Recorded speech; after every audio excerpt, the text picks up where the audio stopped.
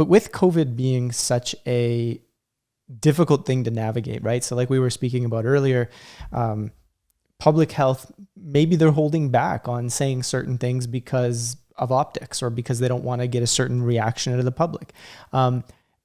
Maybe some of the papers and independent doctors that are coming out online, maybe some of them are wrong, right? Who knows, right? But regardless, we have this really difficult moment of, we don't really know. It's hard to say this. I'm going to say we don't really know how dangerous the virus is, but we kind of do, because like we can kind of look at numbers and we can see the infection mortality rate, for example, and we know which areas, like which age groups and which people with comorbidities, we know who's at greater risk. And so one of the questions as it relates to freedom is, if we know that some of these people have greater risk, and but a lot of us want to be free. We want to be free to go out in society without a mask. We want to be free to not have a vaccine and still enjoy all the modern amenities of life. Let's say COVID does stick around. How do we bring in, like, from your perspective, and I don't think there's an answer here, but I'd just love to talk about this.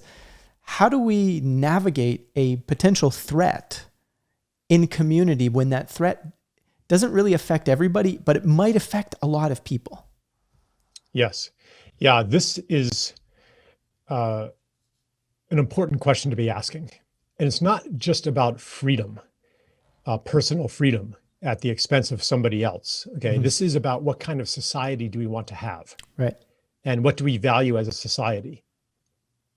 Right now, we're making a collective choice to value the health and lives of the small percentage of people that you mentioned, and to value that over having,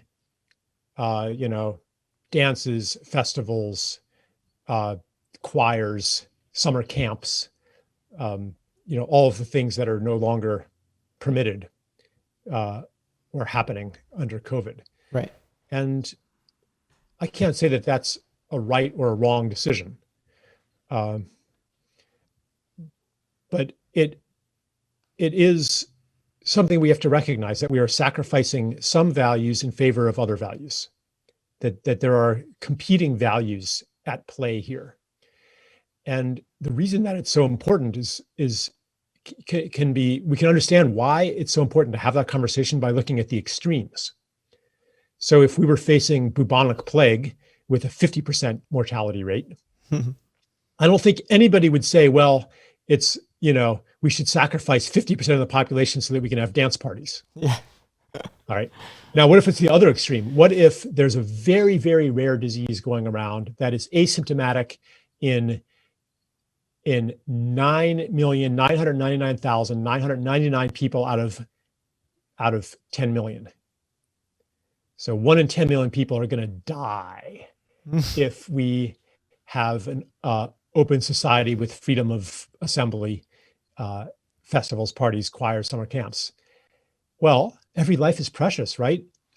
Are we going to decide to condemn, what would that be nationwide, 330 people to death just so we can have our parties? I mean, that's a pretty extreme example, isn't it? Yeah. Would we do that? Well, what if it's just one person? How are you going to explain that to their mother, that we sacrifice this so that we could have parties and not have to wear masks? Okay. So that's another extreme. I think most people would say, we're just going to have to accept that a few people are going to die for us to have a meaningful life. Well, COVID is somewhere in between those two examples. Even if you accept, and I just want to add in here that there's still a lot of anomalous information, a lot of anomalous data points that don't fit the standard narrative of infection. Yeah. I just want to throw this into the mix just to add a little bit more confusion and a little less certainty. And I hope I'm not killing people by doing that, but I just heard from a friend in the Ivory Coast. And she was like, yeah, no one wears masks here. the streets are bustling with people. We still have festivals, weddings. Like no one's even talking about COVID. Yeah. It's not even on the mental map here. And it's been like that, the whole time. And, they have like 133 deaths or something like that. Like they should have, an explosion of cases. Yeah. What's going on here? Is there some factor that we're not aware of? But I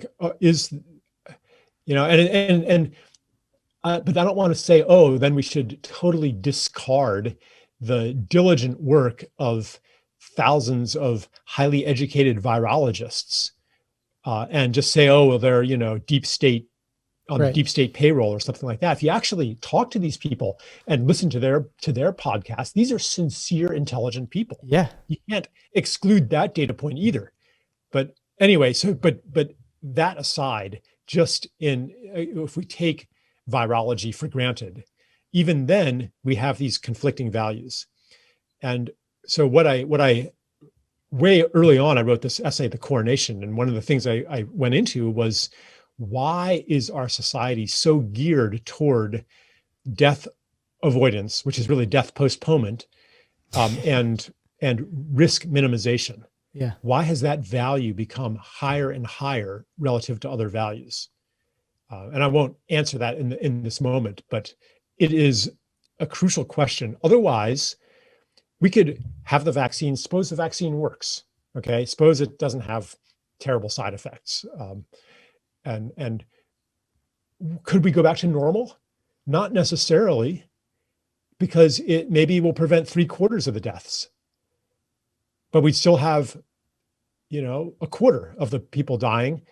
And if whatever 300,000 deaths a year in the US is reason for masking, quarantine, lockdown, distancing, then would 75,000 also be an argument for that, or 20,000 or 10,000? Like, where do we draw the line? If we say, so what I see is that if the underlying value of risk minimization is not examined, then the COVID regime will be permanent, even if COVID is eliminated completely. Yeah. Because people die from flu, people die from common cold. Yeah. Especially elderly people, they die from common cold. Yeah. Because it gives them pneumonia and they die. Yeah. And their lives are just as valuable as anybody else's.